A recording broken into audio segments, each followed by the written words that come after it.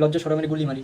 আজকে শুধু হক, authentic, real, বাস্তব কথাগুলোই আপনাদের মাঝে শেয়ার করবো। কারো পা চাটার সুযোগ নেই, কারো পা চাটতেও আসেনি। এবার পয়েন্টে আসেন। অন্যান্য দেশের কথা বাদ, আজকে শুধু বাংলাদেশ এমন এক দেশ যে দেশের মানুষ বুড়া থেকে কড়া, কড়া থেকে বুড়া, অন্ধ থেকে লোলা, লোলা থেকে হাটকাল, হাটকাল থেকে ধনী গরিব সমস্ত শ্রেণীর মানুষেরাই খানার পূজারী, হোক সেটা গরুর মাংস দিয়ে অথবা কুত্তার মাংস দিয়ে। মোট কথা ফ্রি খানা হইলেই হোক। কোনটা হালাল, কোনটা হারাম, কোনটা হক, কোনটা অবিচার, কোনটা অনাচার, কোনটা অত্যাচার, কোনটা বর্বরতা, তা দেখার কোনো সুযোগ নেই, তা দেখার কোনো দরকার নেই। যেমন ধরেন বিয়ের বাড়ির বরযাত্রীর খানা। ইসলাম নারীকে সঠিক সম্মান দিয়েছে, কিন্তু আমাদের দেশের মানুষ নারীকে, আমাদের দেশের সমাজ নারীকে বোঝা বানিয়েছে। যেখানে বিয়ের বেলায় নারীকে নগদ অর্থ প্রদানের মাধ্যমে বিয়েকে হালাল করেছেন, সেখানে আজকে আমরা উল্টো মেয়ের বাড়ি থেকে যৌতুকের মাধ্যমে অর্থ হাতিয়ে নেবার অস্ত্র বানিয়েছি। শুধু এখানেই সীমাবদ্ধ নই, জামাইয়ের বাড়ির 14 গোষ্ঠী অর্থাৎ প্রত্যেক বিয়েতেই জামাইয়ের বাড়ির 100+ মানুষকে ফ্রিতে বরযাত্রী খানা খাওয়াতে হয়। আর এই বেশরম, এই অবিচার বর্বরতার কথা জামাইয়ের বাপ বিয়ে যখন ঠিক হয় তখন নির্লজ্জতার সাথে বলে ফেলেন, যেমন এটা তার হক। বাচ্চা ছেলের খিদা লাগলে মায়ের কাছে দুধ চাইতে যেমন বাচ্চা ছেলে সংকোচ বোধ করে না, এটা তার হক মনে করে, ঠিক তেমনি জামাইয়ের বাপ বউয়ের বাপের কাছে 100 জন+